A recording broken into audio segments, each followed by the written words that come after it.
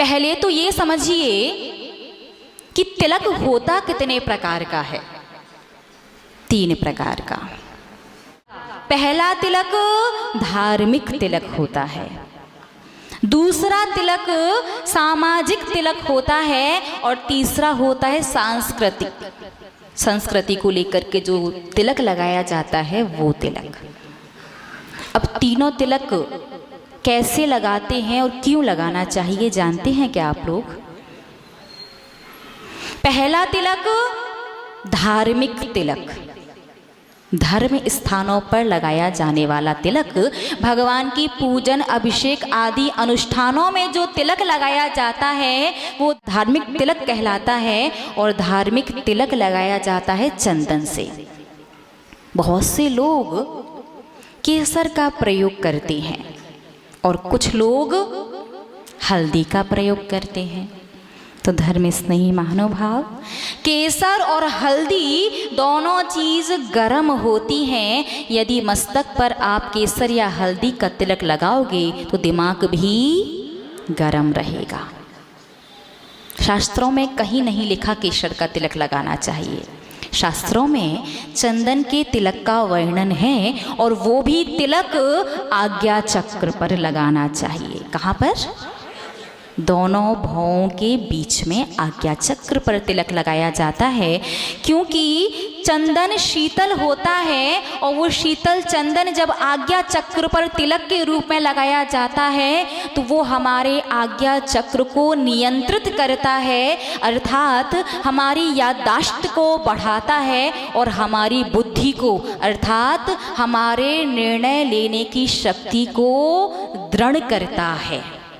क्या करता है? हमें दृढ़ निश्चयी बना देता है, बुद्धिमान बना देता है, और याददाश्त अच्छी कर देता है, और दिमाग भी ठंडा रहता है। आजकल लोगों ना माइग्रेन की प्रॉब्लम, सिर दर्द से बचाने के लिए दिमाग का ठंडा होना बहुत ज़रूरी है। और दिमाग को ठंडा रखने के लिए सीधे डायरेक्ट आप कोई प्रयोग करेंगे तो उतना फलदायी नहीं रहेगा, क्योंकि पूरे माइंड का नियंत्रण जो है वो आज्ञा चक्र करता है। और यदि आज्ञा चक्र को आपने बैलेंस कर लिया, यदि उसे नियंत्रित कर लिया, तो दिमाग हमेशा ठंडा ही रहेगा। साथ में आप बुद्धिमान भी बनेंगे और याददाश्त भी अच्छी हो जाएगी। तो आपको चंदन का टीका लगाना है। कहाँ? आज्ञा चक्र पर। और लगाना किससे है? चंदन से। उंगली या अंगूठा? उंगली। कौन सी उंगली? अनामिका। आपको पता है सबका अपना अलग अलग महत्व होता है, लेकिन अनामिका जो उंगली है ये शांति के लिए और अंगूठा मोक्ष के लिए।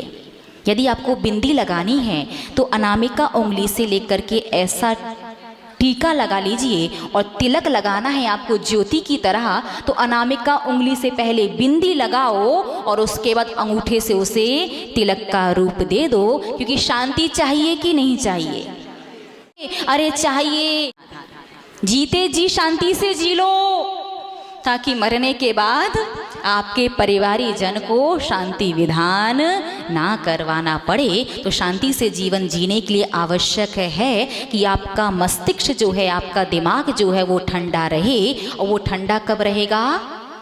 जब आप चंदन का टीका आज्ञा चक्र पर लगाएंगे। यदि मस्तिष्क की तकलीफ से आप बचना चाहते हैं, दिमाग को ठंडा रखना चाहते हैं, शांति से जीना चाहते हैं, याददाश्त को मजबूत करना चाहते हैं, तो आज से ही चंदन का टीका तीसरी उंगली से आज्ञा चक्र पर लगाना प्रारंभ कर दीजिए। चंदन का टीका शांति और समृद्धि का भी प्रतीक है। समृद्धि चाहिए कि नहीं चाहिए? बोलिए ना। चाहिए। दूसरा टीका सामाजिक तिलक। सामाजिक रूप से मुख्यतः से रोली का तिलक लगाया जाता है। रोली लाल रंग की होती है, और लाल रंग विजय का, उल्लास का, उत्साह का प्रतीक है। आप जिसके भी मस्तक पर लाल रंग से तिलक करते हैं, इसके पीछे अभिप्राय ये होता है कि आप भावना भाते हैं कि आप यशस्वी रहें और आपको हम अपने अतिथि के रूप में स्वीकार करते हैं। बात समझ में आई? और तीसरा टीका कौन सा होता? सांस्कृतिक, संस्कृति वाला टीका। तो तीसरा जो संस्कृति हमारी सभ्यता है कि जिन भी स्त्री वर्ग का विवाह हो जाता है, विवाह के पश्चात अपने सौभाग्य के लिए वो मस्तक पर टीका लगाती हैं, जैसे आप लोग मांग भरना या सिंदूर लगाना कहते हैं। बहुत से स्त्री वर्ग बिंदी वाले स्थान पर मस्तक पर लगाती हैं और बिछिया भी पहनती हैं। तो ये हमारी सभ्यता है, ये हमारी भारतीय संस्कृति को दर्शाता है। इस प्रकार से टीका 3 प्रकार का। कहाँ लगाना है? आज्ञा चक्र पर। किससे लगाना है? अनामिका उंगली से। और टीका नहीं, तिलक लगाना हो तो अनामिका और प्लस अंगूठा, दोनों चीज। सिर्फ अंगूठा रहेगा ना तो मामला गड़बड़ हो जाएगा, क्योंकि अंगूठा मोक्ष का प्रतीक है और अनामिका उंगली शांति और समृद्धि का। तो बात समझ में आई?